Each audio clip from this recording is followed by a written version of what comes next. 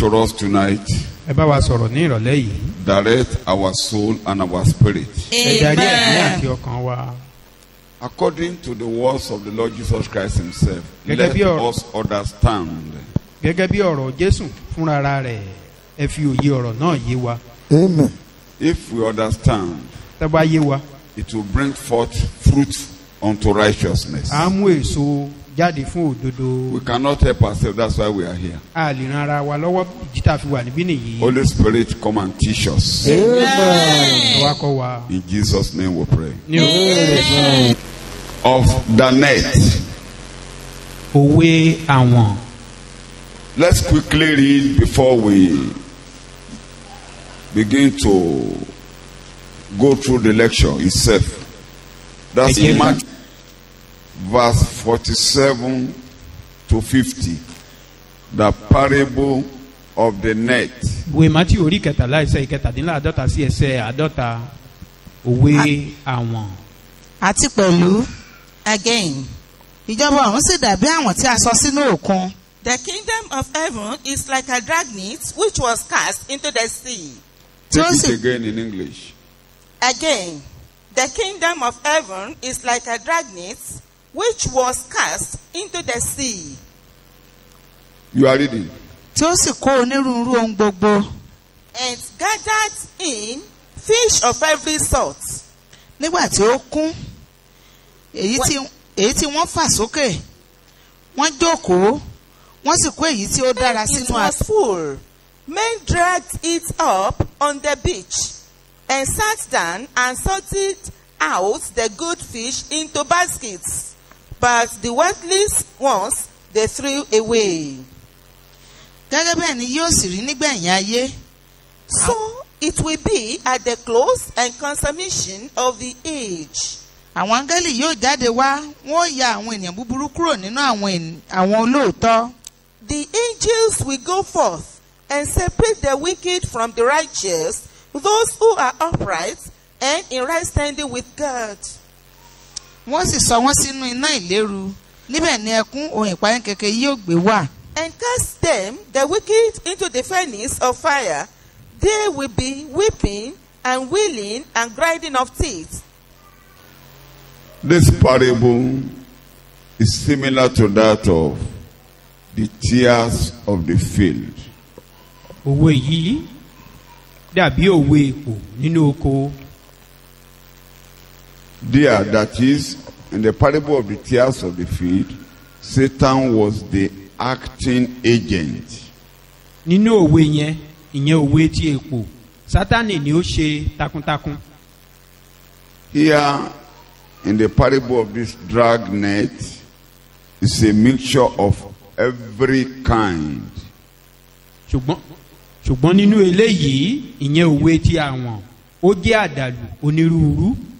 The good, èyí tí ó dára, the useful, èyí tí ó wúlò, the useless, èyí tí kò wúlò. which will be separated at the end of the age. gbogbo rẹ̀ ni a ó yà sọ́tọ̀ ní òpin ayé. A close understanding of that parable, no action will be taken until the end of the age. kò tí di ìgbà tí òpin ayé bá dé. That is, until when the net is full, ìyẹn ni pé ó dìgbà tí àwọn yìí bá kún in the fullness of time. ní kíkún àkókò. In all, nínú gbogbo rẹ̀ Christ sees the true children of the true kingdom, ọmọ ìjọba tòótọ́ who at the end are to shine forth as the sun. àwọn tí yóò tàn ní ìgbẹ̀yìn bí oòrùn. At the end of all, it No. is the true children of God, the true children of the kingdom, that will shine as the sun. ní òpin ohun gbogbo àwọn olóòótọ́ àwọn ọmọ ìjọba tòótọ́ ni yóò tàn bí oòrùn. Let's some few observations. ẹ jẹ́ ká ṣe àwọn àgbéyẹ̀wò kan. Again, the kingdom of heaven is like a dragnet that was cast into the sea àti and gathered every kind. pẹ̀lú ìjọba ọ̀run sì dà bí àwọn tí a sọ sínú òkun tí tí ó sì kó onírúurú ohun gbogbo. which when it was full flew to the shore èyí tí wọ́n fà sókè. and sat down, wọ́n jókòó. but cast the bird away. wọ́n sì kó èyí tí ó dára sínú agbọ̀n ṣùgbọ́n wọ́n kó búburú dànù. Thank you. The kingdom of heaven is like unto a dragnet ìjọba ọ̀run sì dàbí àwọn. That translation is correct by calling it a dragnet, something similar to the modern net that is being used. tá a bá pè é ní àwọn tí wọ́n ń wọ́ ó dàbí pé ìyẹn ìtumọ̀ yẹn dára lọ́pọ̀. It means that something is true of the Messianic reign, that is the reign, the beginning of the reign of Christ in man, resemble the old story. The old story of this parable is being addressed. ìjọba mẹsáyà farajọ gbogbo òwe yìí gẹ́gẹ́ bí Kristi ṣe ṣe àlàyé. So the comparison here is not to the net, but to when the net has gathered fully, at the end there will be separation. àfiwé níbí kì í ṣe àwọn yìí gan-an ní pàtàkì níbẹ̀ ṣùgbọ́n ìgbà tí àwọn yìí bá kún láwa ṣe ìpínyà láàrin èyí tó dára àti èyí tí ò burú. In verse 49, so shall it be at the end of the world. ní ẹsẹ̀ ìkọkàndínláàdọ́ta gẹ́gẹ́ bẹ́ẹ̀ ni yóò rí ní òpin ayé. Just like this net is full, it shall be like that at the end of the world. Verse 49. gẹ́gẹ́ bí àwọn yìí ṣe kún bẹ́ẹ̀ náà ni yóò rí ní ìgbà tí Take òpin ayé bá 49 dé. again for our gẹ́gẹ́ bẹ́ẹ̀ ni yóò sì rí ní ìgbẹ̀yìn ayé. Thank you. This is how it will be at the end of the age. So the comparison goes not to the net as an active agent, but to the fact that separation will only come at the end of the age. àwọn yìí gan kọ́ ni nǹkan tó ṣe pàtàkì níbí yìí bí kò ṣe pé ìgbà tí àwọn yìí bá kún ní ìpínyà yìí láàpín wọn sí ọ̀tọ̀ọ̀tọ̀ ìyẹn èyí tó dára àti búburú tó kó jẹ pọ̀. According to Theophil and Mia, gẹ́gẹ́ bí ẹni tí wọ́n dárúkọ yìí ṣe the sọ. garden of every kind is not probably species, and thus symbolizes the different race of mankind. kó onírúurú ohun gbogbo kì í ṣe pé ó ń sọ̀rọ̀ nípa oríṣiríṣi ẹ̀yà ìyìn ẹlẹ́yàmẹ̀yà. So the point there is not the issue of race, color, or tongue, or whatever it is. ọ̀rọ̀ tó kókó tá à ń sọ níbí kì í ṣe bóyá ẹlẹ́yàmẹ̀yà àbí ènìyàn pupa àbí ènìyàn dúdú àbí èdè. Every kind here is as of value, that useful and that useless.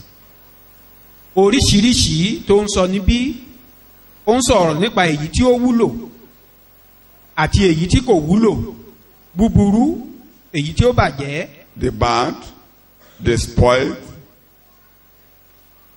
the bad and the spoiled. èyí tí ó ti bàjẹ́. Bible scholar says the same word used here is the same as in Matthew chapter 7 verse 17 and Matthew chapter 12 verse 33. níbí yìí gẹ́gẹ́ bí a ṣe lò ó ọ̀rọ̀ yẹn gẹ́gẹ́ bí a ṣe lò nínú ìwé Mátíù orí keje ẹsẹ̀ ìkẹtàdínlógún àti orí kejìlá ẹsẹ̀ Let's quickly look ìkẹtàdínlọ́gbọ̀n. at Matthew 7:17. ní so èso rere ṣùgbọ́n igi búburú ní so èso búburú. Even so, every healthy, sound tree bears good fruit, worthy of admiration.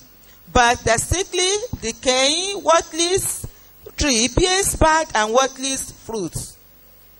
3.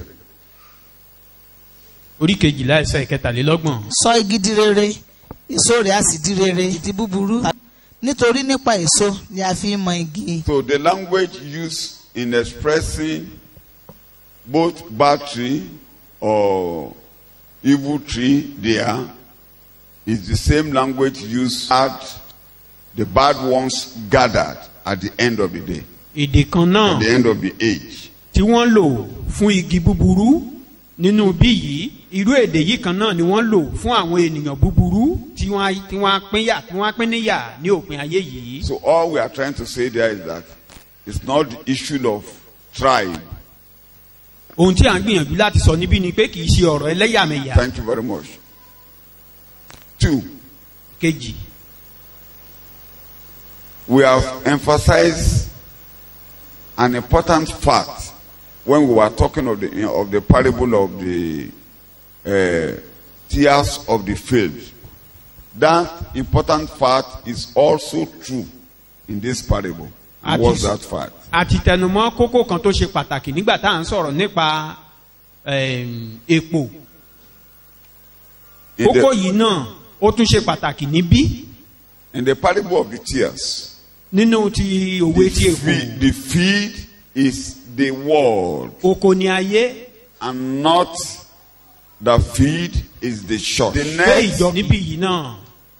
neither the net nor the sea represent the visible church.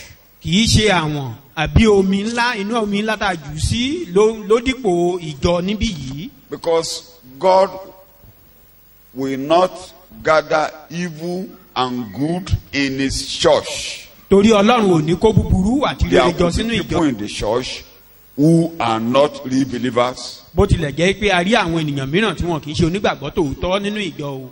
but when they are detected that they are bringing bad fruit, ṣùgbọ́n tí wọ́n bá rí irú àwọn ènìyàn báyìí tán rí pé èso búburú náà mú when jáde the nínú church ìjọ. discover that they are not bringing forth the fruit of righteousness, yẹn ni pé tí ìjọba ti ṣe àwárí pé irú àwọn ènìyàn bẹ́ẹ̀ wọn mú èso òdodo the jáde. Bible has a lot of injunctions for discipline so that these people can be helped in the church. bíbélì ní oríṣiríṣi àgbékalẹ̀ tí a lè fi báni wí láti lè ran irú àwọn ènìyàn bẹ́ẹ̀ lọ́wọ́ nínú So in ìjọ. other words, God does not condone indiscipline in the church. ọlọ́run ò gba ìníbàwí nínú ìjọ.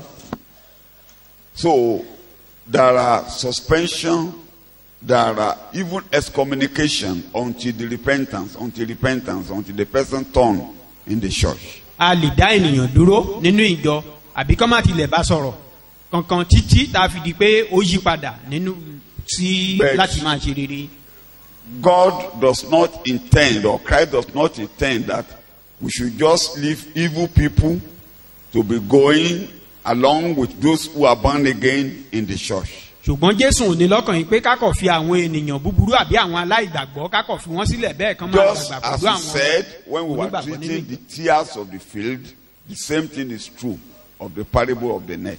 gẹ́gẹ́ bí a ṣe ṣàlàyé nígbà tá à ń sọ̀rọ̀ nípa òwe ti èpò bẹ́ẹ̀ gẹ́gẹ́ náà ló ṣe rí ní ti àwọn yìí. Let me read a little bit as a reminder. ẹ jẹ́ kí n ka díẹ̀ gẹ́gẹ́ bí ìrántí. In Titus chapter 3, verse 10 and 11. nínú ìwé títù orí kẹta ẹsẹ̀ ìkẹwàá sí kọkànlá rẹ̀. Titus chapter 3, ìwé títù orí kẹta verse 10 and 11. ẹsẹ̀ ìkẹwàá sí kọkànlá. ẹni tí ó bá ṣe aládàámọ̀ lẹ́yìn ìkìlọ̀ ìkíní àti èkejì kọ́ ọ́ kí o mọ̀. It means, take it in English. As for a man who is factious, heretical, sectarian, and cause of divisions, after admonishing him a first and second time, reject him from your fellowship and have nothing more to do with him. kí o mọ̀ pé irú ẹni bẹ́ẹ̀ ti yapa ó sì ṣẹ̀ ó dá ara rẹ̀ lẹ́bi. Somebody who is holding a doctrine different from the doctrine of the kingdom of heaven, doctrine of Christ. ẹnikẹ́ni tó bá ti gbé ẹ̀kọ́ dání ẹ̀kọ́ tó yàtọ̀ sí ẹ̀kọ́ ti jésù àbí ti ìjọba ọ̀run. If he has been warned first, tá a bá ti kìlọ̀ fún and we ṣáájú warn him the second time, a tún kìlọ̀ fún lẹ́ẹ̀kejì. and he's still holding that heretical teaching, síbẹ̀síbẹ̀ ẹ̀kọ́ àdàmọ̀ yìí náà ló sì gbé that dání. person has already separated himself from the church. So have nothing to do with him. The moment we dictate him with his wrong idea and we warn him, it doesn't change. That person should be separated from the church. irú ẹni bẹ́ẹ̀ ó ti yára rẹ̀ sọ́tọ̀ tá a bá ti kìlọ̀ fún lákọ̀ọ́kọ́ lẹ́ẹ̀kejì tí ò gbọ́ a nílò láti ya irú ẹni bẹ́ẹ̀ We nípa. are emphasizing this for us to realize that the issue of leaving them to the end of the age is not in the church, not in the church. ohun tí à ń tẹnumọ́ bí ni bẹ́ẹ̀ gẹ́gẹ́ bí bẹ́ẹ̀lì ṣe sọ pé ká fi wọ́n sílẹ̀ títí di òpin ìgbà ó ní wọ́n sọ pé eléyìí kò yẹ kó rí bẹ́ẹ̀ kò rí bẹ́ẹ̀ nínú ìjọ. Not that pé kò yẹ kó rí bẹ́ẹ̀ kò rí bẹ́ẹ̀ nínú ìjọ. kò rí bẹ́ẹ̀ nínú ìjọ.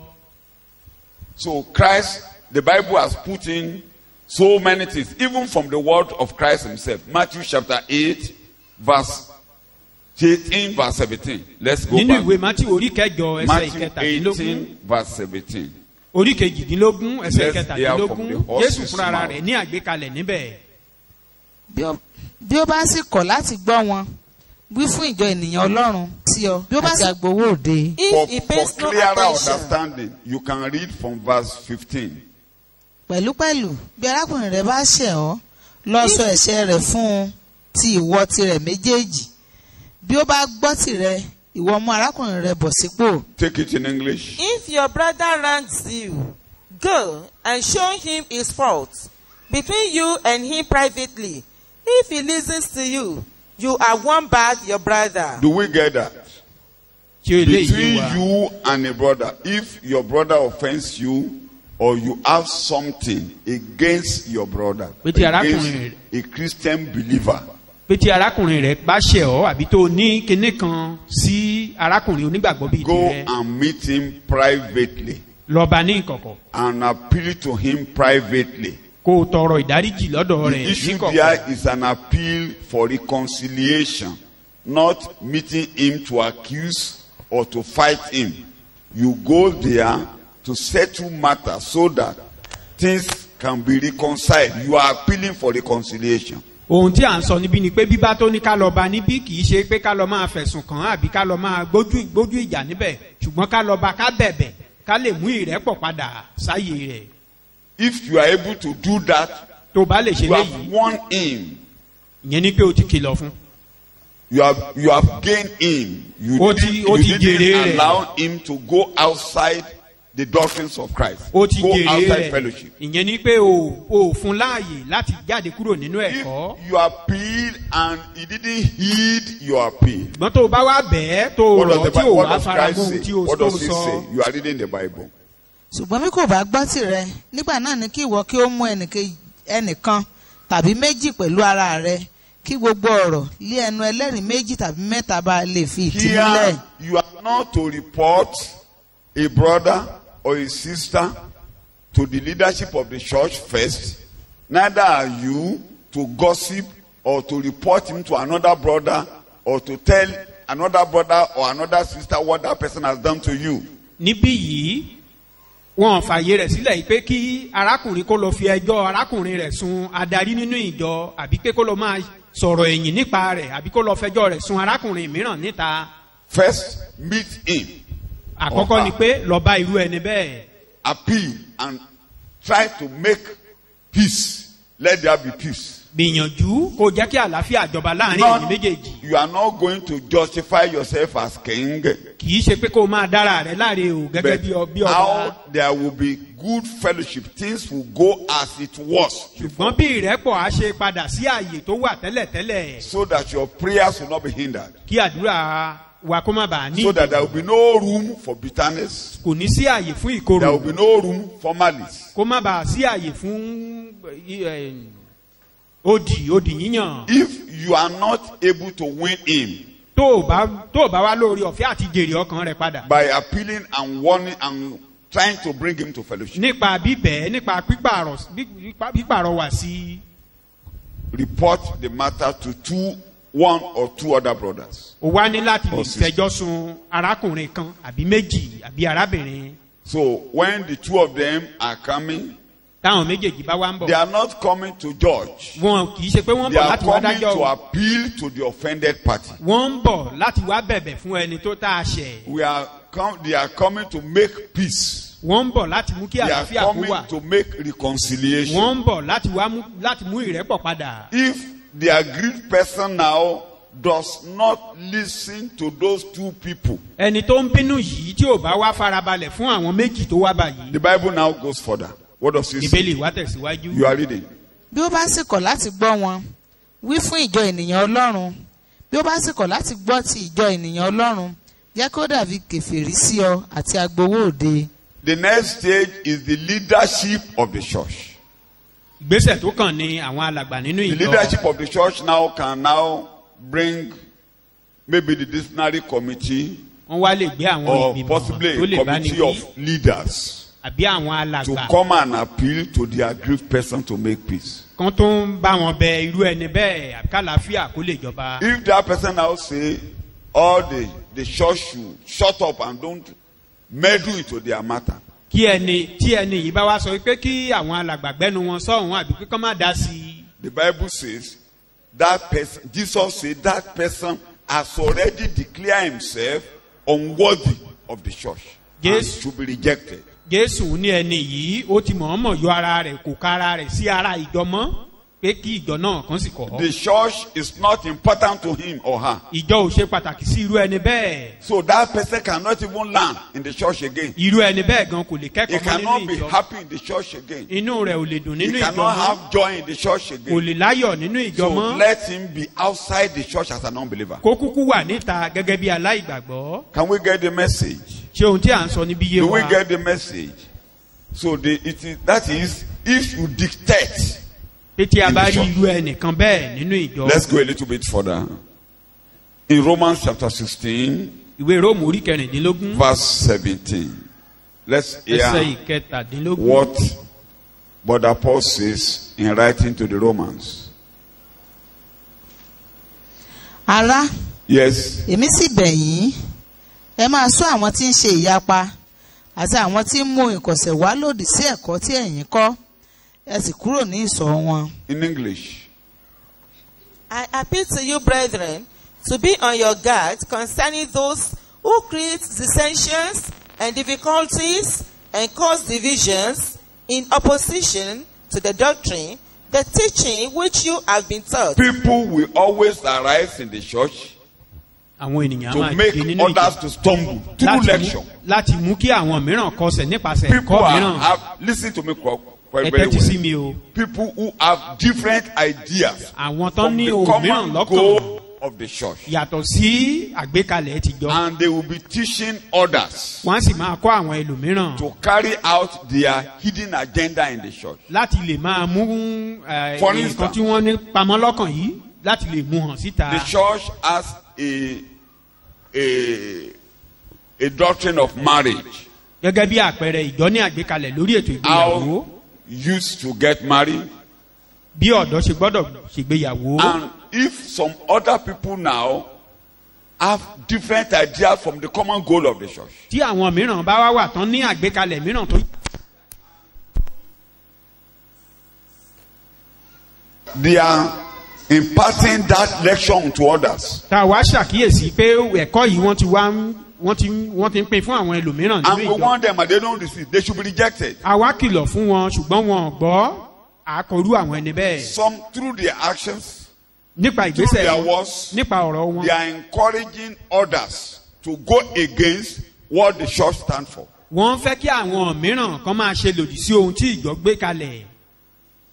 Some have done it and they want others to be like them. àwọn kan ti ṣe é, wọ́n sì ń fẹ́ kí àwọn mìíràn kó rí bíi tiwọn. Those people in the church, because they will allow evil to perpetrate in the church. irú àwọn ẹni bẹ́ẹ̀ nínú ìjọ wọn á máa jẹ́ kí ibi kó gbilẹ̀. Whatever nínú ìjọ. will drive youths away from submitting themselves to the ministry is anti-gospel, anti-God, anti-heaven, ohunkóhun tí kò anti-discipleship. tí ò bá ní jẹ́ kí ẹnikẹ́ni kó tẹríba fún That àgbékalẹ̀. will make young ones in the church not to be part of the ministry is anti the kingdom of heaven, anti-discipleship. ohunkóhun tàbí ẹnikẹ́ni tí ò bá ní jẹ́ kí àwọn ọ̀dọ́ ìjọ kan tẹ̀lé àgbékalẹ̀ ìjọ ó lòdì sí ìhìnrere ó lòdì We bring the sí. gospel to use. Young ones are to be born again. Young ones are to be part of the ministry. And whatever method we are now using to encourage them to go away from the church is anti-gospel. Those who are encouraging that should be dealt with if they are detected. àmú ìrere wá fún àwọn ọ̀dọ́ pé kán lè darapọ̀ mọ́ ìjọ kán lè máa tẹ̀síwájú nínú ìhìnrere ṣùgbọ́n ohunkóhun tí ẹnikẹ́ni bá wá gbé kalẹ̀ láti lé irú àwọn ọ̀dọ́ bẹ́ẹ̀ pé kán má lè tẹ̀síwájú nínú ìrere kí òyìnrere yìí má yé wọn kán lè kúrò nínú ìjọ ó ṣe lòdì sí ìyìnrere ó ṣe lòdì sí ìjọ pẹ̀lú. All other areas of the doctrine of Christ should be properly guided. For instance, whatever will create fear that will not allow people to see Christ's death, his resurrection, and his ascension is anti-gospel. If detected, those people should be dealt with. Ohunkóhun tó bá ti lè mú ìbẹ̀rù wá tó lòdì sí tí ò ní jẹ́ kí àgbélébú àbí ikú àti àjíǹde Jésù kó farahàn àbí kó yé àwọn ènìyàn irú ohun bẹ́ẹ̀ ó lòdì sí ìrere bí a bá rí irú àwọn ènìyàn bẹ́ẹ̀ nínú ìjọ a ní láti. The church is living by faith and we are encouraging people to live by faith. And you know these days there are, like Paul was telling Timothy, there are stories, endless genealogies, fables, and so many doctrines, so many traditions of men going on, bringing fear to people. Oríṣiríṣi àṣà oríṣiríṣi ẹ̀kọ́ làwọn ènìyàn ti ń gbé kalẹ̀ lénìí tó ń dá ìbẹ̀rù kalẹ̀ sí ọkàn àwọn ènìyàn nínú ìjọ. Tradition of any kind. Àṣàkáṣà. Yorùbá tradition, Igbo tradition. Bóyá àṣà ìbílẹ̀ lóríṣiríṣi. Whatever tradition is tearing the gospel. Àṣàkáṣà yòówù kó jẹ́ ó ń pín ìhìnrere níyà ni. And whatever will bring suspicion. Àbí ohunkóhun tí ó bá mú ìfurasí wá. When it is detected. Tá a bá ti rí ohun bẹ́ẹ̀. And those people are warned. Tá a sì kìlọ̀ fún irú ẹni bẹ́ẹ̀. And they don't change. Ṣùgbọ́n tí wọ́n yí padà. Irú ẹni bẹ́ẹ̀ a ní láti kọ̀ wọ́n. Ẹ kú òní sọ wọn, ẹ má bá wọn kẹ́gbẹ́. Or you separate yourself from them. Because they will tear the church into pieces. Torí pé wọ́n ṣá ìjọsìn wẹ́wẹ́ lójú. Whatever will take our eyes away from Christ's resurrection and heaven, tí ó bá mú ojú wa kúrò nínú àjíǹde Jésù Kristi, a ní láti yapa kúrò nírú ọ̀dọ̀ ẹni bẹ́ẹ̀. So this is what all we are trying to say is this: the church is not a mixture of good and bad. Ohun tí à ń gbìyànjú láti sọ ni pé ìjọ ò kì í ṣe àkójọpọ̀ búburú àti rere. The church is full of those who have been redeemed, those who are having Christ's righteousness. Àwọn tó ní òdodo Ọlọ́run tó ti di ẹni ìràpadà àkókò inú ìjọ tí ó yé wa. The church is a congregation of the justified. Ó jẹ́ àpéjọpọ̀ àwọn ẹni tó ti ẹni ìdáláre. The congregation of those who heard the word, who believed the word, who believe in the power of the resurrection, and because of that, Christ justified them. They have no case to answer before God. Àpéjọpọ̀ àwọn ẹni tó gba ìrere Jésù Kristi. Tí a dá láre. Tí wọ́n sì ti gba ìdáláre nípasẹ̀ ohun tí wọ́n gbàgbọ́. Tí Ọlọ́run ò rí nǹkan kan wí sí wọn. God has nothing against them. Láwọn tí a ti dá láre tí a ti mú ọwọ́ ẹ̀ṣẹ̀ kó òun ayé. Those who have been justified and the sin have been taken away from their life, those are the all have sinned. Gbogbo ènìyàn ló ti ṣẹ̀. And fall short of the glory of God. Wọ́n sì ti kùnà ògo Ọlọ́run. Romans chapter 3. Ìwé Róòmù orí kẹta. You begin from verse 19. Ẹsẹ̀ ìkọkàndínlógún. So that I can emphasize what we are saying. Kí n lè ṣe àtẹnumọ́ ohun tí à ń gbìyànjú. Àwa sì mọ̀ pé. Yes. Ohunkóhun tí òfin bá wí, ó ń wí fún àwọn tí ó wà lábẹ́ òfin, kí gbogbo ẹnu kí ó lè pamọ́, àti kí a lè mú gbogbo aráyé wá sábẹ́ ìdájọ́ Ọlọ́run. All the world is under God's condemnation. Gbogbo ayé ló wà lábẹ́ ìdálẹ́bi Ọlọ́run. All the world is under God's condemnation. Ló wà lábẹ́ ìdálẹ́bi. Yes, you are reading the Bible. Nítorí pé nípa iṣẹ́ òfin, a kì yóò dá ẹnikẹ́ni láre níwájú rẹ̀. And nobody can through struggling clear himself. Kò sí ẹnìkan nípa ìtiraka tó lè Those are parts of Christ's doctrine. If there is anybody that is now saying we could be justified by doing right, by doing good, is anti-gospel. Such people, if detected, should be put aside from the church. Ara ẹ̀kọ́ Jésù nìyí tá a bá rí àwọn ẹnìkan tó ń sọ pé a ti gba ìdáláre nípa ṣíṣe dáradára, ṣíṣe tọ̀hún, ṣíṣe tibí, irú ẹni bẹ́ẹ̀ ó lòdì sí ìrere Jésù Kristi. Paul the apostle was even cursing them. Èyí pé Paul apostoli ó ń gẹ́gun fúrú àwọn ẹni bẹ́ẹ̀ ni. When you read his letters, they are all so bold to talk against those who could bring evil into the church. Wọ́n tẹ́ bá ka àwọn ìwé tó kọ, ó ní ìgboyà tó bẹ́ẹ̀ gẹ́ débi pé ó ń bá àwọn tó bá lè mú nǹkan tó yàtọ̀ sí ẹ̀kọ́ yìí tó bá lè mú wá ó ń bá wọn wí. Peter even said Pétérù sọ false pé prophets will even arise among you. pé àwọn wòlíì èké gan dìde láàrin ẹ̀yin ti kára yín. Peter called them wandering stars. Pétérù pè wọ́n ní àwọn alárìnkiri ìràwọ̀. Wandering stars. Àwọn alárìnkiri ìràwọ̀. Foaming, what does they call it in English? Ìkùkù tí ò lómi. A dry dew also. He said they will perish totally. Ó ní wọ́n á ṣègbé. So they should be handled in the church. Ìyẹn ni pé a ní láti bójútó irú àwọn bẹ́ẹ̀ In nínú verse ìjọ. 23, you are reading. Ẹsẹ̀ 21, ìkẹtàdínlógún. 22, 23. You are reading. ṣùgbọ́n nísinsìnyí a ti fi òdodo ọlọ́run hàn láìsí òfin. The righteousness of God is now manifest. That's the church. Yes?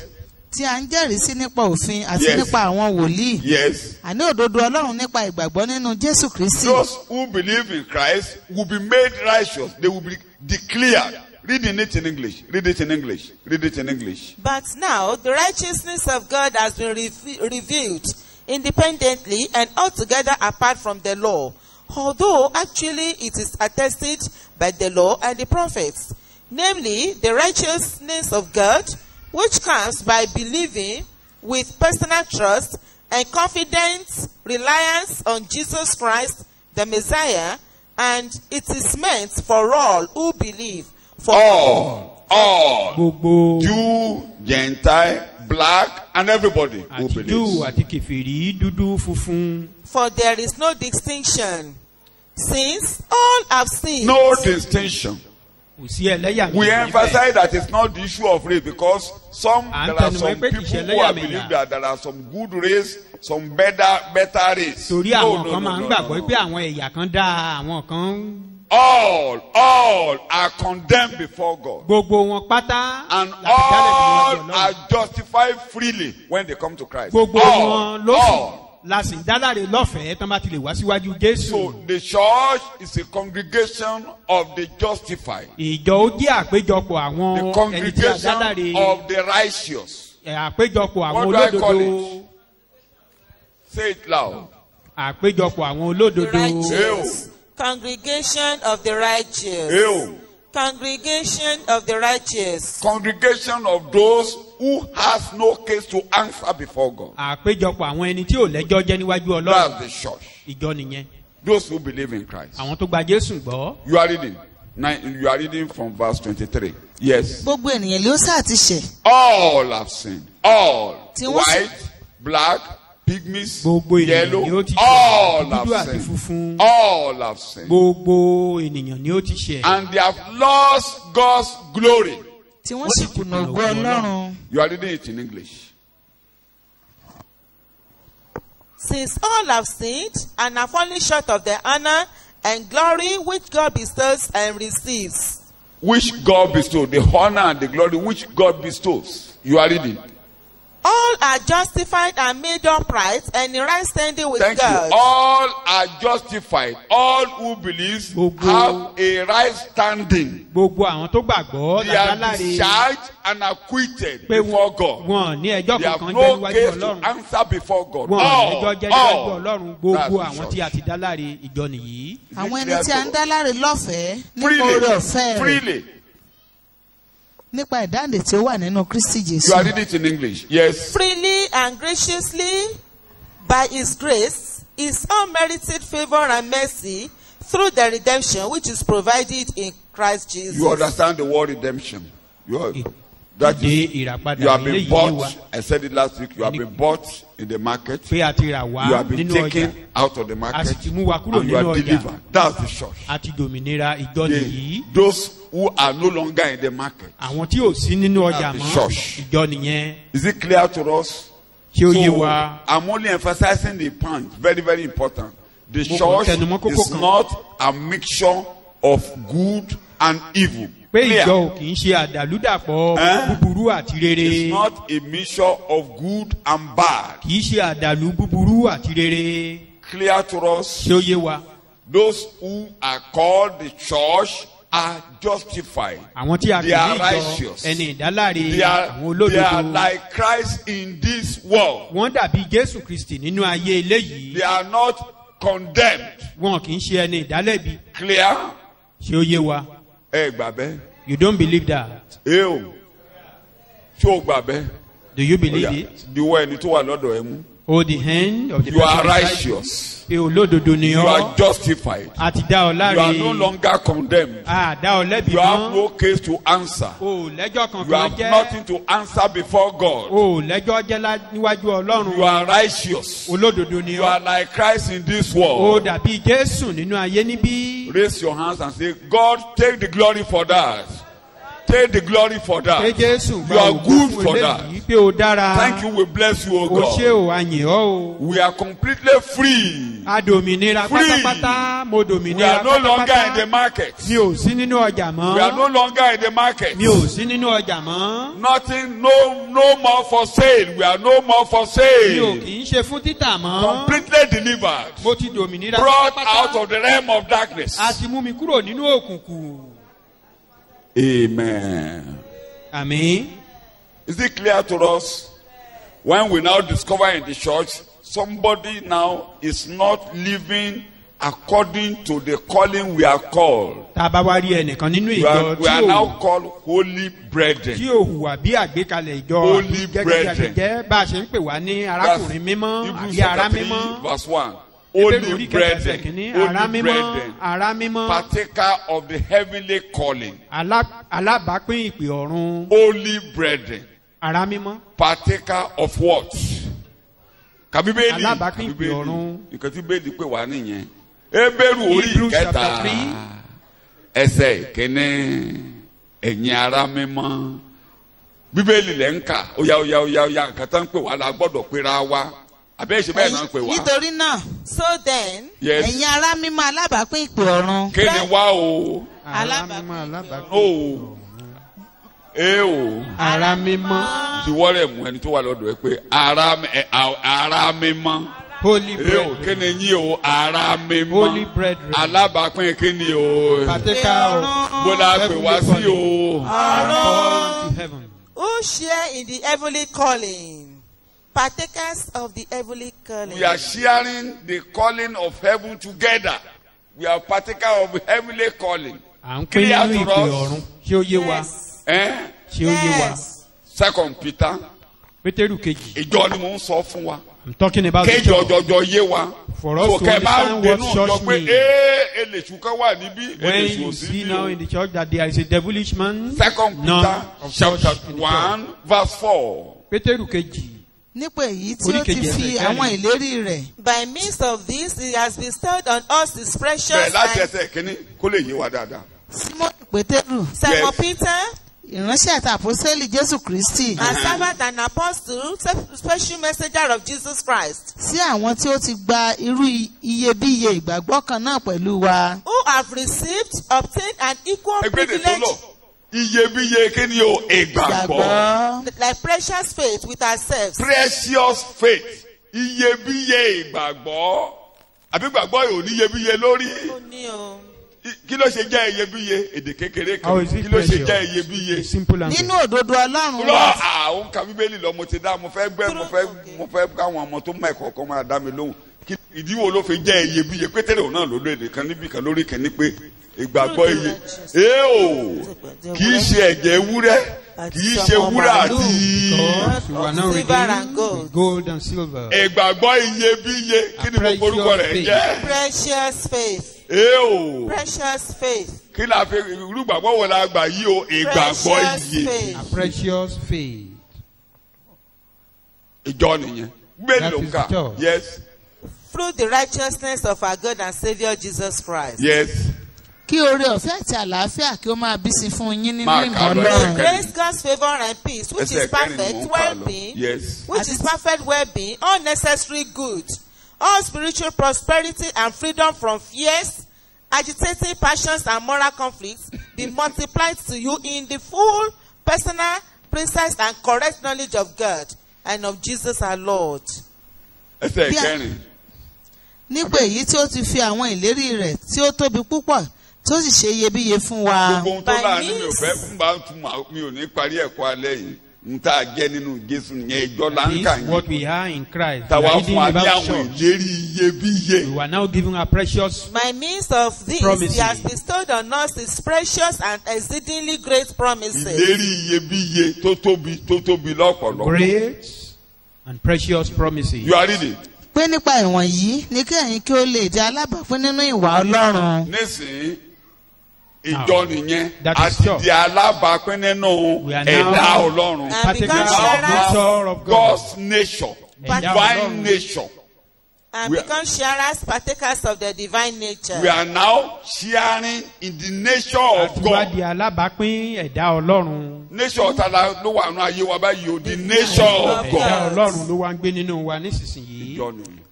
nígbà tí That is ẹ̀yin the bá ti church. yọ kúrò nínú ìbàjẹ́ tí ń bẹ nínú ayé So nípa that through them you ìfẹ́kúfẹ̀ẹ́. may Ṣé ẹ̀rí escape bẹ́ẹ̀ yẹn? from Ìjọ the ti moral yọ kúrò nínú decay. kíni o. The From church, the moral Jẹ́ decay. no Bó ní the ìbàjẹ́ corruption wà. of the world. nínú ayé. Bó ní ìbàjẹ́ wà. Where world. is Kì í ṣe inú corruption? ìjọ. Not Bó in ní the church. ìbàjẹ́ wà. The corruption No, is world. outside It's in the the world. church. So tí a bá ti sọ kẹ́kọ̀ọ́ yé wa ni mo ṣe ṣàlàyé I want us to dáadáa. understand. That is why I'm explaining.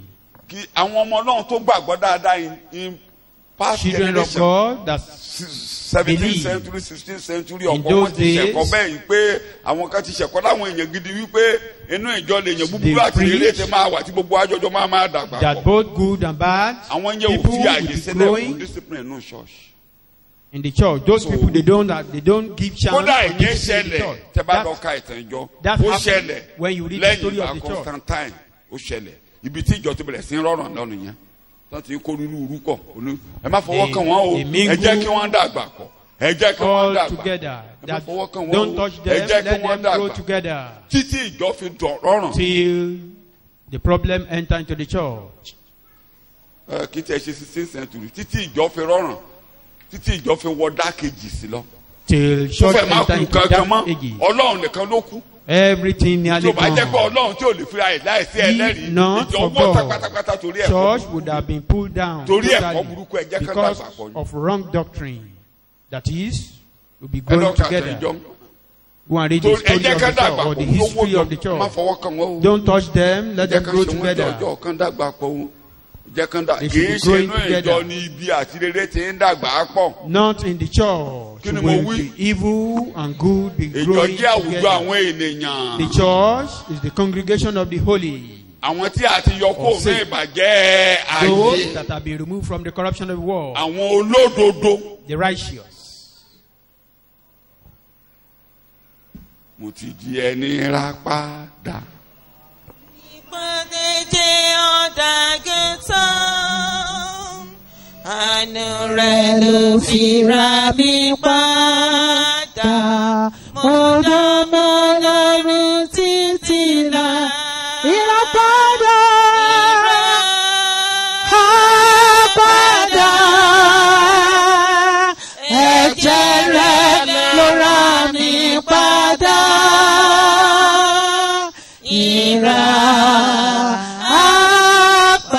Ìràpadà. Mo dámọ̀ lọ́rùn títí là.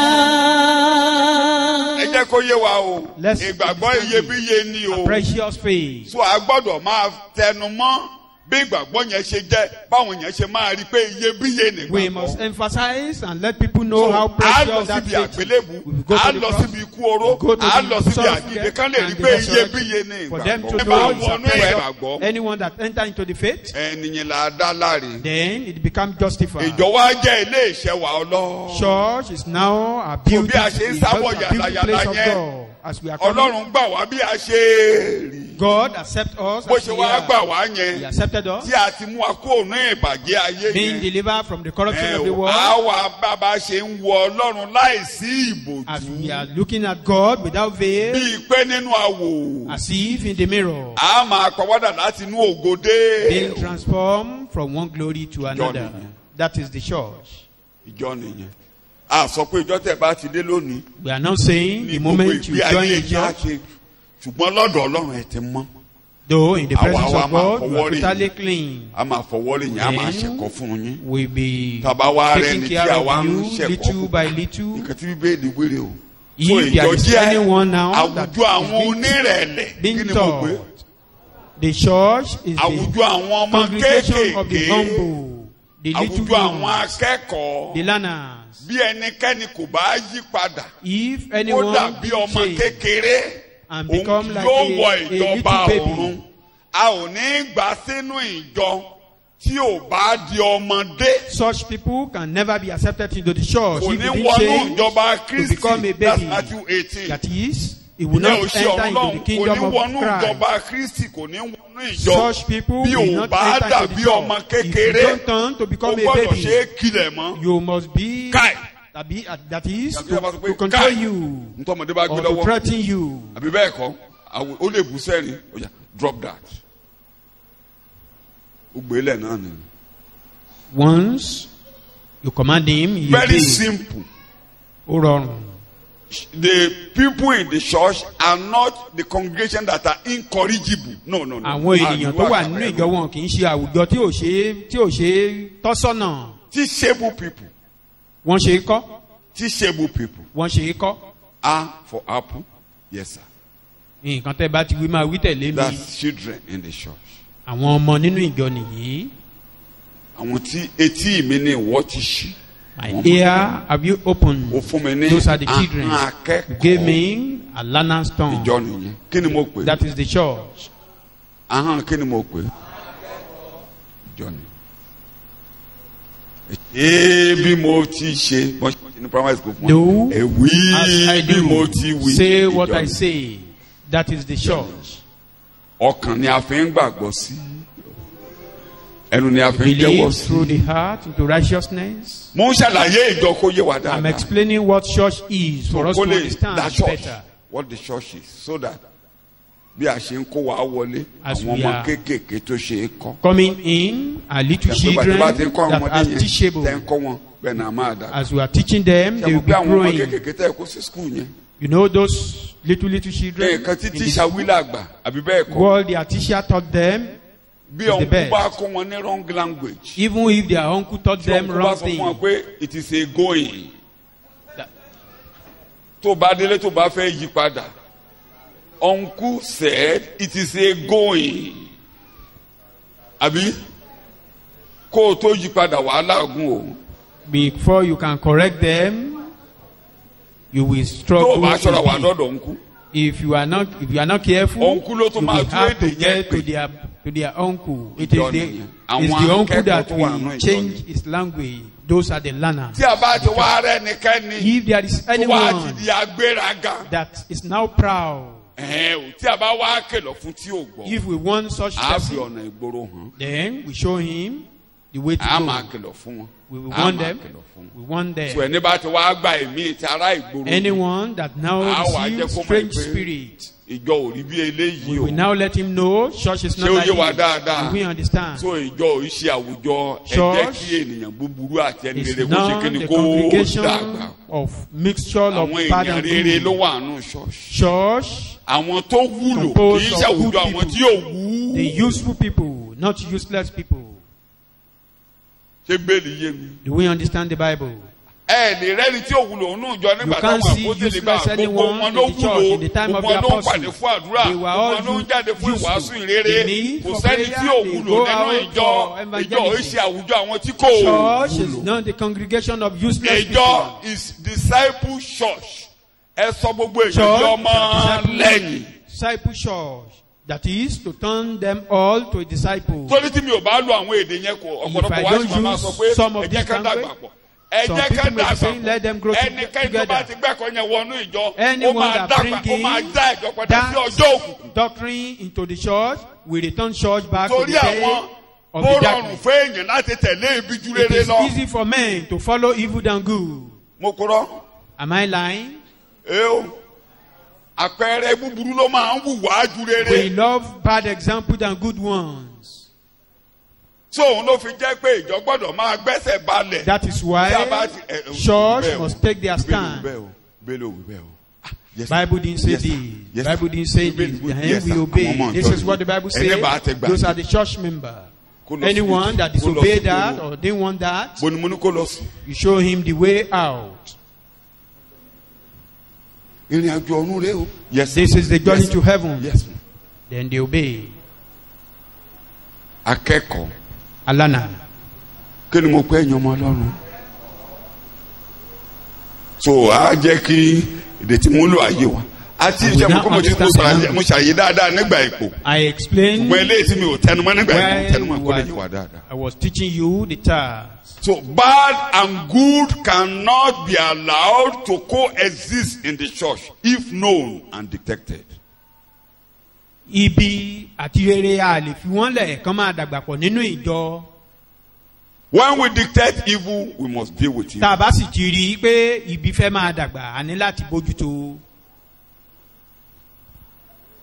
Bàbá wa Paul tẹ ó ní bá ni wí ní gbangba Our father Paul káwọn said, yòókù lè kẹ́kọ̀ọ́. rebuke them publicly for others to learn.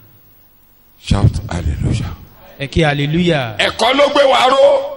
Gbogbo omi tẹ́ ti sọ̀rọ̀ nínú Doctrine ìjọ orí ẹ̀kọ́ ni. Anywhere they talk Orí about this, ẹ̀kọ́. we live our life with doctrine.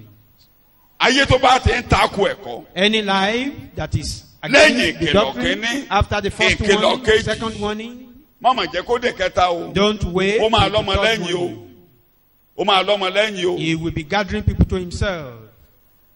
Ìyá rí pé Paul kélọ̀. You know Paul Nígbà tó wanted ń kó níjọ Mélétù. why he was Ó ní leading the láàárín many. yín ni àwọn èèyàn yóò dìde. He Wọ́n á said, máa fa among ọmọ you lẹ́yìn some people sọ́dọ̀. will rise to draw disciples unto themselves.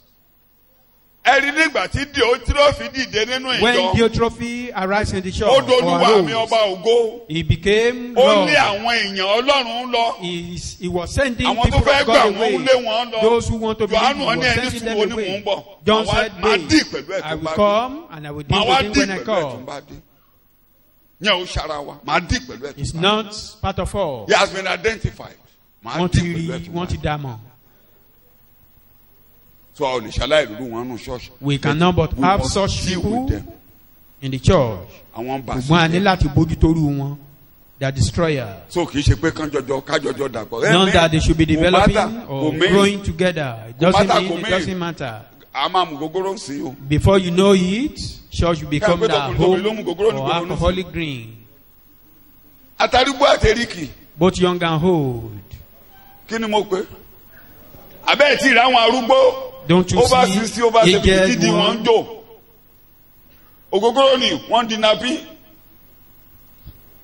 Tó ti ṣíwọ́ nǹkan obìnrin ṣe ṣùgbọ́n tí di wọ́n tún ń jò. Ẹni tí ṣíwọ́ nǹkan oṣù nǹkan ń ṣe láti bí ọdún bí 20 ọdún sẹ́yìn. Torí ògógóró ó tún wá ń di napi. A woman of menopause age that is still using a napkin.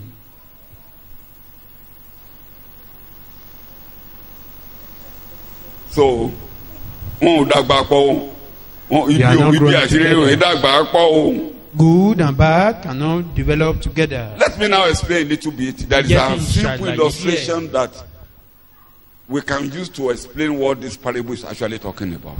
Àkọsílẹ̀ kékeré kan wà láti fi ṣàlàyé ohun tí The òwe yìí ń account sọ. of John chapter 6. Nínú ìwé Jòhánù orí We kẹfà. will read a little from there. We all know the story, but we Gbogbo will wa read la to mọ̀ ìtàn remind yìí, us ṣùgbọ́n láti rán wa létí from verse 22 down to láti 71. ẹsẹ̀ kejìlélógún sí We ẹsẹ̀ first explain this kọkànléláàádọ́rin. parable. The In next this- day, ní ìjọ́ I'm kejì coming. Here, there were unspiritual crowd who were following Jesus, many reckoning themselves as disciples, ọ̀pọ̀lọpọ̀ àwọn èrò though they were not. ọ̀pọ̀lọpọ̀ àwọn èrò tí wọn kì í ṣe ẹni ẹ̀mí ni ó ń tẹ̀lé Jésù lẹ́yìn. Though they were not. Wọn kì í In ṣe John bẹ́ẹ̀. 6:60 to 71, Ìwé Jòhánù orí kẹfà ẹsẹ̀ the ọgọ́ta disciples sí stayed kọkànléláàádọ́rin. with him while others left. Àwọn ọmọ ẹ̀yìn dúró ti Kristi However, nígbà tí àwọn ìyókù lọ. According to the parable we are reading today, Gẹ́gẹ́ bí òwe tí à ń bójú tá à ń wò lónìí yìí. nobody will do justice to them today as we are preaching.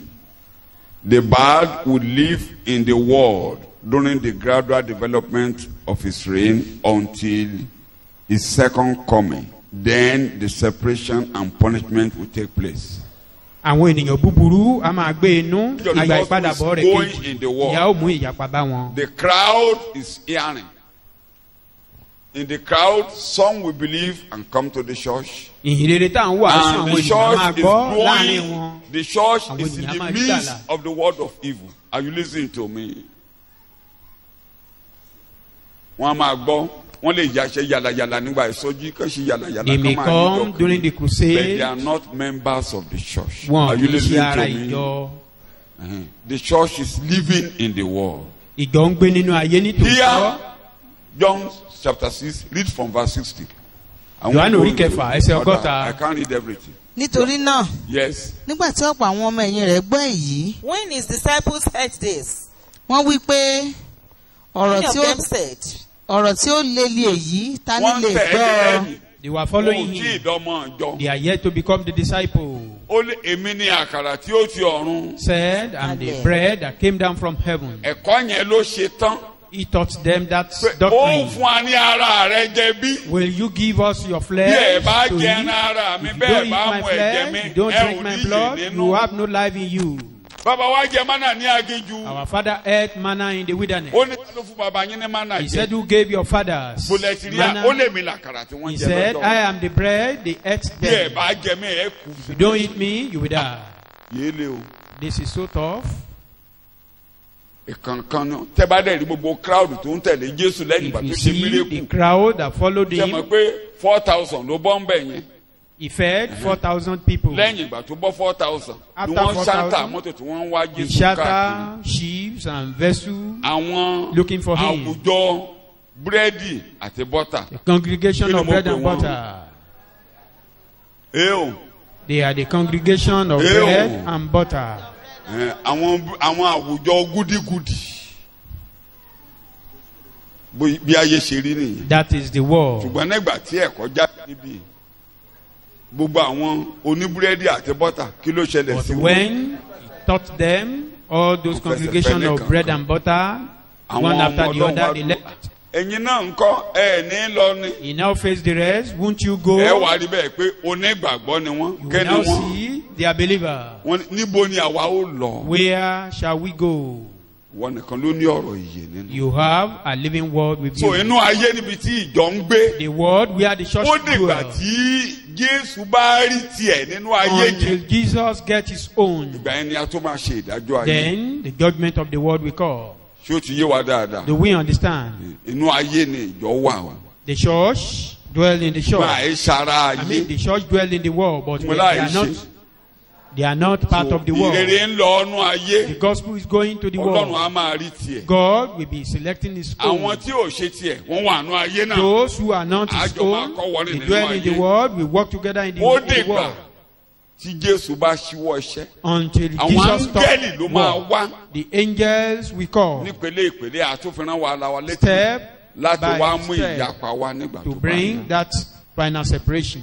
Ṣé ó ti yé wa dáadáa? Do we understand? Mo ní ṣé ó yé wa dáadáa? Do we understand? Kókó kan ṣoṣo tí mo ṣáà ń tẹnumọ́ ni pé The point I'm Kẹ́nikẹ́ni emphasizing on is má gbé ẹ̀kọ́ yẹn ságbárí pé Don't inú have it ìjọ in náà mind ti ní ká dàgbà pọ̀. that we should be growing together in the church. That Rárá, is good and ìṣèjọ. bad. Not in the Àwùjọ church. àwọn ènìyàn. Church is the congregation of the saints, Ilé iṣẹ́ wa ọ́. the house of beautifying. Àwọn tí ò bá yé ó ní Paul ẹ̀yin kò mọ̀ wípé Don't you ẹ kò know? mọ̀ wípé Don't ènìyàn you mímọ́ know? ni yín. You are saints. Ẹ kò mọ̀ wípé Don't you àti rà know? yín padà. You'll be redeemed. Knowledge ẹ ò mọ̀ ok ẹ tètè mọ̀ àti rà yín padà o. Ẹ ṣara wọn. Know it now that you'll be redeemed. We are not part of them. Ṣé ẹ̀ pé ńgbà tó ń kọ̀wé sí Kọ́ríńtì? Ó When he lóun was ní kẹ́ ẹ writing má to bá wọn àgbèrè Corinthians, ṣọ̀rẹ́. he said, Òun ò ní kẹ́ ẹ má bá I'm wọn not saying you sọ̀rọ̀. shouldn't Òun ò ní walk kẹ́ ẹ má with kí them wọn. or Tún move bá with ní kẹ́ ẹ them. má kí wọn. If I say you Ẹ shouldn't máa ní greet kẹ́ ẹ them, jáde kúrò láyé. It means I'm saying you should Ó move out ní of the bẹ́ẹ̀ of ni the world. ọ̀pọ̀lọpọ̀ wá rí ní He ìgbà said, kan rí. so we Ṣùgbọ́n ní are ìsinsìnyí, sometimes ago. ẹsẹ̀ kọkànlá ní ìsinsìnyí But now, a ti wẹ̀yìn mọ́. You've been washed. Bẹ́ẹ̀ lẹ rí ní ìgbà kan rí. You were like Ṣùgbọ́n that ní before. ìsinsìnyí But a ti now, wẹ̀yìn mọ́. you've been washed clean. Ìjọ nìyẹn. That is the church. Ṣé yẹn yé mi dáadáa? Do we understand that? Mo ní ṣé ó yé mi dáadáa? Gbà kan rí nìyẹn. That was Bí then. ẹ̀kọ́ ọjọ́ Sunday. Àìwá àìrí àlàyé láàrin ìta ni. Like the Sunday sermon, you cannot find Àìrí àlàyé living láàrin among the òkú. dead. Shout hallelujah. Eke hallelujah. Matthew chapter 13, ìwé Matthew orí kẹtàlá verse 49 to 50. ẹsẹ̀ ìkọkàndínláàdọ́ta sí ẹsẹ̀ àádọ́ta. Let's quickly go through that. At the end, Mark, yes. at the end that the separation wọ́n will sì sọ come. wọ́n sínú iná ìléru. And cast them the wicked into the furnace of fire. Bẹ́ẹ̀ níbẹ̀ ni ẹkún ohun ìpayín kẹ̀kẹ́ yóò gbé wà. There will be weeping and wailing and grinding of teeth. Ìyẹn ò ní jẹ́ ìpín tiyín o. Amen. That will not be our portion. Ibi tá a kà yìí Where we just read àti Matthew orí ìkẹtàlá on Matthew chapter 13. ẹsẹ̀ ogójì dé èkejìlélógójì. Ìyá kan ló bí 40 to wọn. 42. Ẹ jẹ́ ká kà. Nítorí náà gẹ́gẹ́ bí a ti kó èpò jọ tí a sì finá sun wọ́n bẹ́ẹ̀ ni yóò rí ní ìgbẹ̀yìn ayé. Just as the Daniel wheat resembling wheat is gathered and burnt with fire, so it will be at the close of the age. Ọmọ ènìyàn yóò rán àwọn áńgẹ́lì rẹ̀ wọ́n sì kó gbogbo ohun tí ó múni kọsẹ̀ ní ìjọba rẹ̀ kúrò. Àti Send àwọn forth his angels, and they will gather out of his kingdom all causes of offense, persons by whom others are drawn into error or sin, and all who do iniquity and act wickedly. It will begin directly from the judgment of nations. We The match nations Israel. that go against Israel. Àwọn orílẹ̀-èdè tó ń ṣe lòdì sí orílẹ̀-èdè Before Israeli. Jesus begin to reign for 1,000 years, Kí Jésù tó wá ṣe ìjọba ẹgbẹ̀rún there will ọdún, be separation ìpínyà ti wà between the sheep and the goat. láàárín àgùntàn àti àwọn ewúrẹ́. To Christ there, sheep are people who have catered for Israel as a nation. Sí Jésù níbí, àwọn àgùntàn ni àwọn tó ń bójútó àwọn ọmọ Ísírẹ́lì gẹ́gẹ́ bí Very orílẹ̀-èdè. soon we'll be going to that lecture and we'll be talking about it. Màá Maybe when máa we sọ̀rọ̀ finish, nípa ẹ̀. maybe by the time we finish this series, Nígbà we'll tá a be bá going parí ẹ̀kọ́ ilé possibly yìí, to the Olivet discourse. And we will discuss that in details. à á lè ṣàlàyé eléyìí ní kíkún. But all I'm trying to emphasize is that Ṣùgbọ́n ohun tí mò ń sọ nìyí, separation will begin from there. Good and ibẹ̀ ni bad. rere àti búburú, So it's the end, òpin nìyẹn, not now. kì í ṣe It ìsinsìnyí. is the end. Ní not now. òpin ìgbà náà kì í ṣe ìsinsìnyí. Let us take also note, even though the church is the congregation of the righteous, Ilẹ̀ jẹ́ pé ìjọ jẹ́ àpéjọpọ̀ let àwọn me ènìyàn mímọ́. emphasize Ẹ jẹ́ kí the n tẹnu mọ́ church eléyìí. will not be judged with the world. A lè dá ìjọ lẹ́jọ́ pẹ̀lú ayé. So when you are saying, let them go together, Tá a bá ń the sọ pé church kán is máa dàgbà not the papọ̀. part. Jesus is coming Ìjọ ò kì í ṣara for his wọn. own church. Clear. Jésù ń bọ̀ fún Is it ìjọ clear? tirẹ̀ ṣé ó yé wa. Eh? And we shall all appear before the judgment seat of Christ. Gbogbo wọn ni yóò sì fara hàn ní ibi ìtẹ́ ìdájọ́ And Jésù. where the church will appear is not the judgment of sin. Ibi Jesus tí is ìjọ ó ti fara coming hàn without kì sin. í ṣe bí ìdálẹ́jọ́ ti ẹ̀ṣẹ̀ It's not àbí to ìdájọ́ ti judge ẹ̀ṣẹ̀. the church good or bad when Christ comes for the church. Ìgbà tí Jésù bá wá fún ìjọ kì í ṣe láti ṣe ìdájọ́ ti The ẹ̀ṣẹ̀. church is not part of the world at all. Is Mo it ti clear sọ to fún wa you? ìjọ ò kì í ṣe ara ayé. Is it clear to Ṣé ó you? yé wa? The rapture of the church will Ìgbàsókè gather the ìjọ. church to the judgment seat of Síbi Christ. ìkójọpọ̀ ìjọ síbi ìtẹ́ ìdájọ́ Jésù Here, Kristi. nobody will judge you of sin. Ibẹ̀ kò sẹ́ni tó There, bá ṣe it ìdájọ́ rẹ will fún be ẹ̀ṣẹ̀. reward of works. Èrè Word ibi of the ìpín life èrè. you live because you are the useful. You are the useful, not the Bí useless. ẹ̀yin ni èyí tó So, ẹ̀yin ni èyí bí tó o ṣe wúlò. wúlò tó nígbà tó wà nínú ayé la máa pín How lérè. useful you are Nígbà while tí you are in Jésù this bá world, dé, that is what you will be rewarded Ṣe pé, for. When Jesus ìdájọ́ bọ̀, comes, Ọlọ́run á dájọ́ rárá o. that judgment is Ọlọ́run ní coming, dá mi God will lẹ́jọ́ mọ́, judge. mi ò No, ní wọnú ìdájọ́ we mọ́ are rárá. not part of those who will be judged. Ẹnikẹ́ni tó bá gbọ́ ọ̀rọ̀ mi Anyone tó who bá will gba ẹni hear tó my rán mi word, gbọ́, I believe you sent yóò me, wá sí kẹ́ni mọ́. will not call Ó ti lé èkú judgment. kọjá ó bọ́ sí. He cross over from death to life. So ìdájọ́ yìí ṣe tèmi wí bẹ́ẹ̀ Judgment lẹ́ẹ̀mẹ́ta. is not for me Mo again. ti bọ́ lọ́wọ́ ìdájọ́. I'm free from Mo bọ́ lọ́wọ́ judgment. ìparun. I'm free from Mo bọ́ destruction. lọ́wọ́ ọ̀run àpáàdì. I'm free from hell.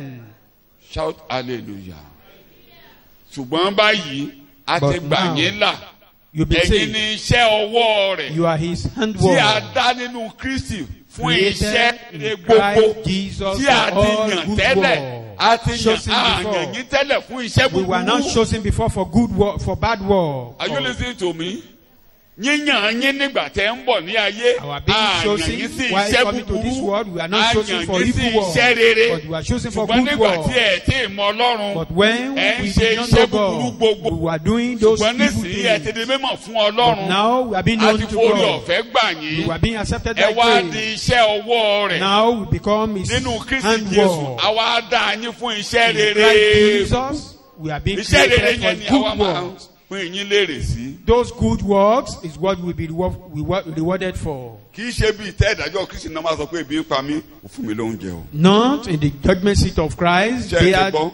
That is Ìyẹn ò not kàn place jọ where o. they be saying, Kí mo I'm ní kò hungry, ṣe? you didn't give me food. ìgbà tí That Jésù is bá wá none fẹ́ of the jọba church lórí business. ilẹ̀ ayé ló máa kó àwọn orúkúrú tó kù sínú ayé jọ. When Jesus want to rule in the àwọn world, ló so máa then kó he jọ will kárí gather yín ẹ̀yin dà the kí lẹ ṣe sí àwọn the ènìyàn bad mẹ́. ones. ìgbà yẹn ni There will be ṣùgbọ́n questioning nígbà them, what tí did you ìpè do to bá my dún people? But when the trumpet sound, tí a farahàn níwájú rẹ̀ and we appear in His presence, ẹ o oníkálukú yóò gba èrè iṣẹ́ tó ṣe láyé. everyone will receive the Àwọn kan reward yóò of what pàdánù. he has done. Those ẹni some Paul people wá will fi lost, wé ó wá fi nǹkan tí à ń ṣe fún Jésù ó fi wé wúrà. that is where Paul was Fàdákà. comparing what we do for Christ with gold, Òkúta. silver, stone, àbí bẹ́ẹ̀ kọ́ koríko ó feed, fi wé igi and wood, koríko àti àkékù. and stone.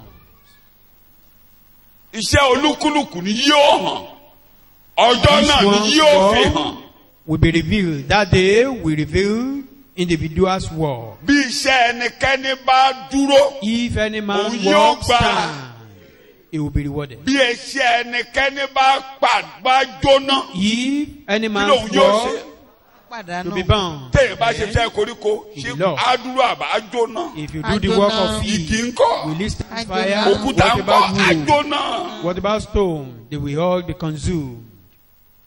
Òun á pàdánù ẹ wá sọ o He will kò sọ lose. pé nígbà tó bá wá pàdánù á He parun will o lose. òun ti He kádàrá didn't say rẹ̀ he ní a will ó gbà. Lálá. That he will lose, but he himself will be saved. Ìgbàlá rẹ̀ bí ẹni là. Salvation Náà kọjá. as Mi ò he la- mi ò lè passing ṣàlàyé ẹ̀ through o. the fire. Though I may not be able to Ìjọ tó explain bá that. mẹ́kọ̀ọ́ débẹ̀ máa ṣàlàyé ẹ̀. When I understand that, I will teach you.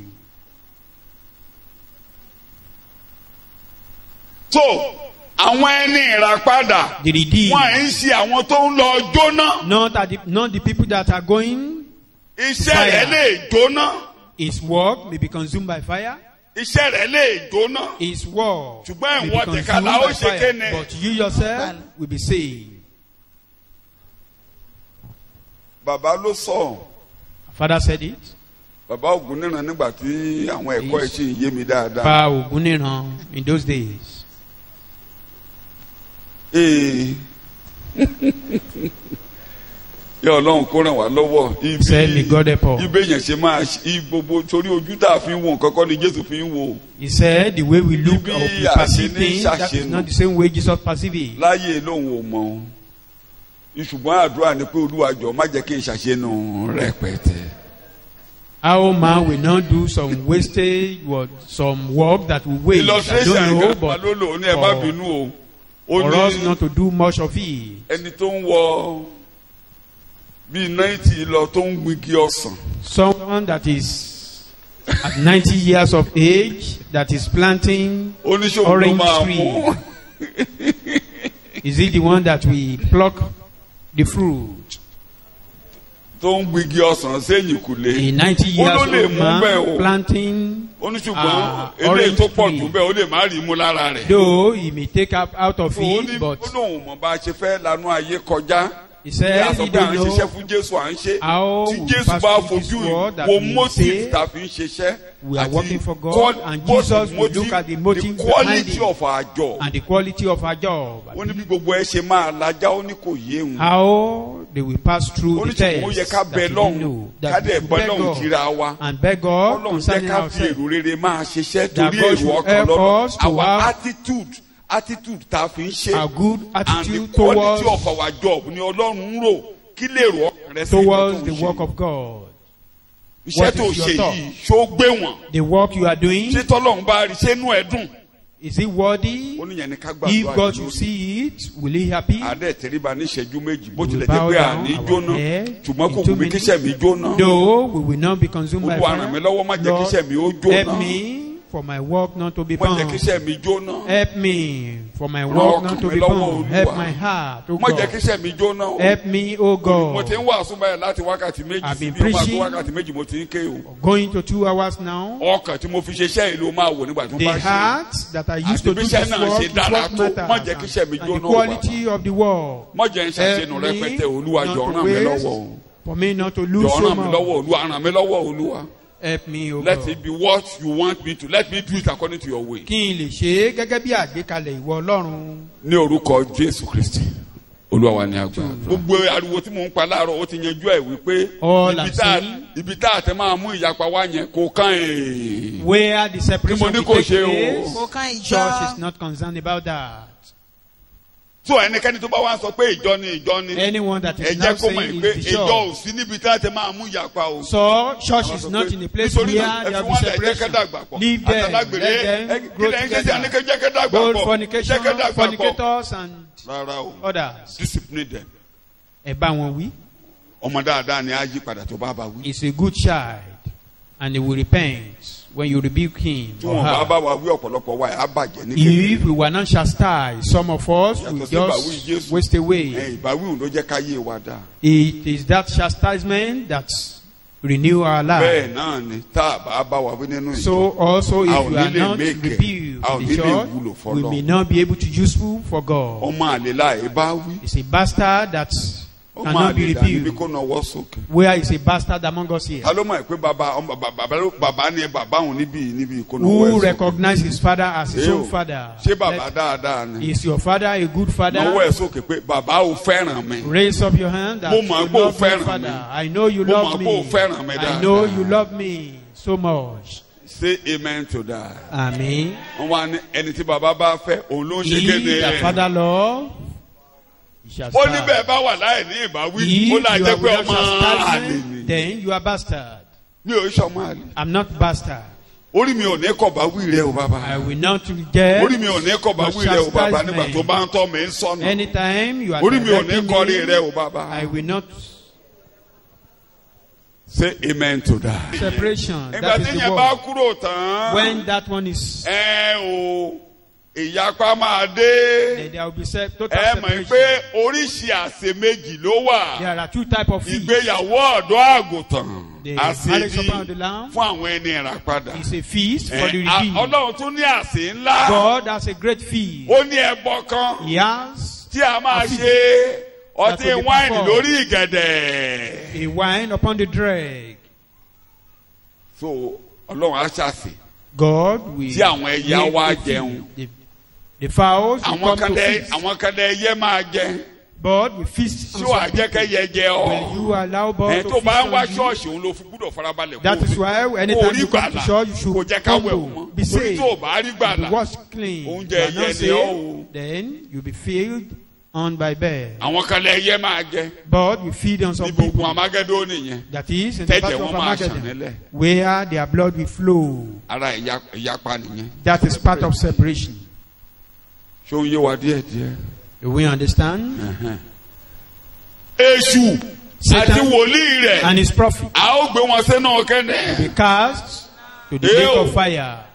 Ojoojúmọ́ làwọn èèyàn ń sùn báyìí. Daily, people are Àwọn kan ń dying. kú báyìí. People are dying Àwọn kan daily. ń sùn báyìí. Some people are Àwọn sleeping. òkú tí a fìgbà kan sọ di àlàyé. The dead that were not Wọ́n kú never, pátápátá.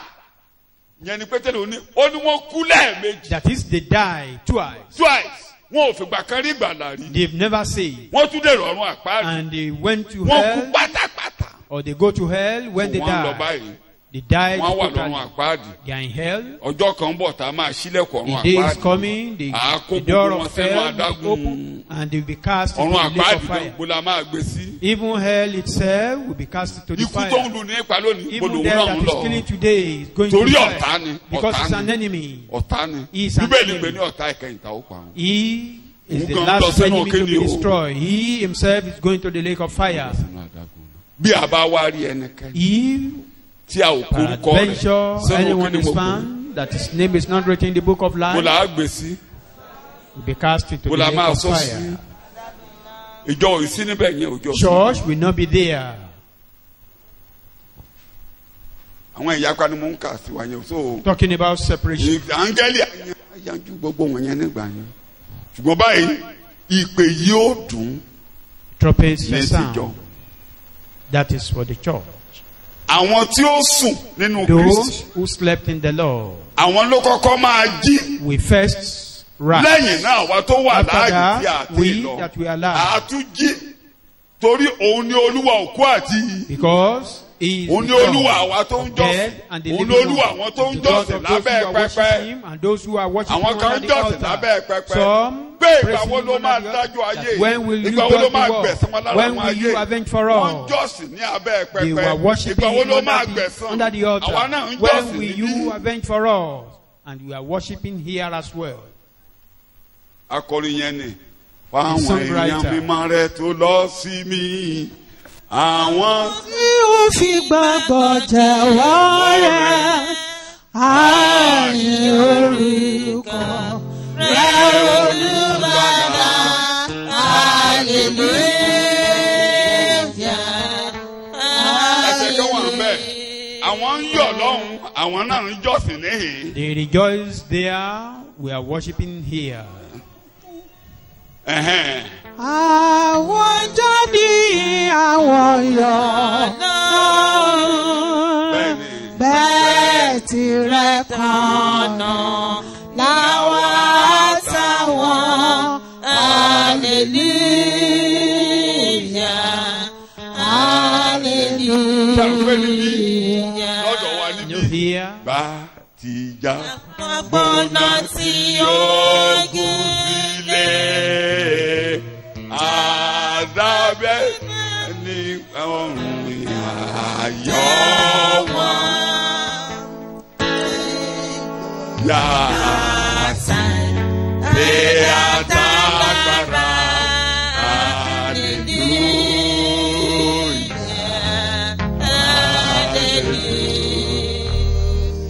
Ọgbẹ́ ìgbà bí ogun á lé kókókókókó. Don't you know there are Ọlọ́run times kan lè things will mú be so arákùnrin tough. kan tó ti kọjá kó wá bá ọ sọ̀rọ̀ lójú àlá. So God may just Wàá tún nígboyà. take one Ìgbà man mi that wọ́n has lè gbé passed on bàbá ẹ̀ and wọ̀. talk to you Bàbá ẹ̀ kọ́ in ni the wọ́n dream. gbé wọ̀. At times, Wọ́n fẹ́ kó mọ̀ it pé will àwọn be kan your ti father. kọjá lọ ní They just want you to know that some people have passed away from here. So àwọn tó ti lọ Those who àtàwọn have tó gone wà ń bí and those who are èèkan náà here. ni wá lọ́dọ̀ We are bàbá. one Wọ́n in his sinmi presence. lọ́hùn. They were resting there. Àwa tí ń jagun We lọ are níbí. still struggling here.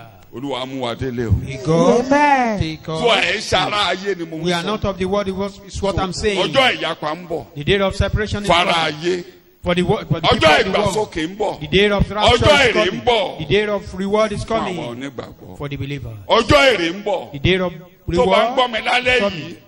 Ìbádà kó o For those dára who wa. are hearing me this Ká má evening, bàa dá ọ lẹ́jọ́ it is pẹ̀lú better for ayé. you to be part of us, for you not to be judged with the Ìgbà tí world. Paul ń bá Kọ́ríńtì sọ̀rọ̀. When Paul was addressing Ó the ní ẹ jẹ́ Corinthian church, ká dára wa lẹ́jọ́ báyìí. let's judge ourselves Ká má now. bàa dá wa lẹ́jọ́ pẹ̀lú. Lest we be judged with the world. So tíjọba ń wọ̀nù ẹ báyìí tán bá ń If church dísìpì is ẹ̀. warning Gbà you ó or gbà disciplining you ó. now, accept it. À ń dùn ọ́ ká má bàa dá ọ lẹ́jọ́ You pẹ̀lú are being kéde o. chastised today for you not to be judged with the world later. Bí a bá ti nà ọ́ lẹ́gbàá báyìí. If you are being chastised or Fọwọ́ra o. pain here, just rub the Kò place yí padà o. and change. Ká má bàa dá wa lẹ́jọ́ pẹ̀lú. Lest Ará judge with the ìgboro. world or the Sẹ́kọ̀ọ́ outsider. yé mi. Do we understand? A ò ní dá mi lẹ́jọ́ pẹ̀lú ará I will not be ìgboro. judged with the Ibẹ̀ mo outsider. parí ẹ̀kọ́ sí mo lọ lé. Jẹ́ ká gbàdúrà lórúkọ Let us Jésù. pray.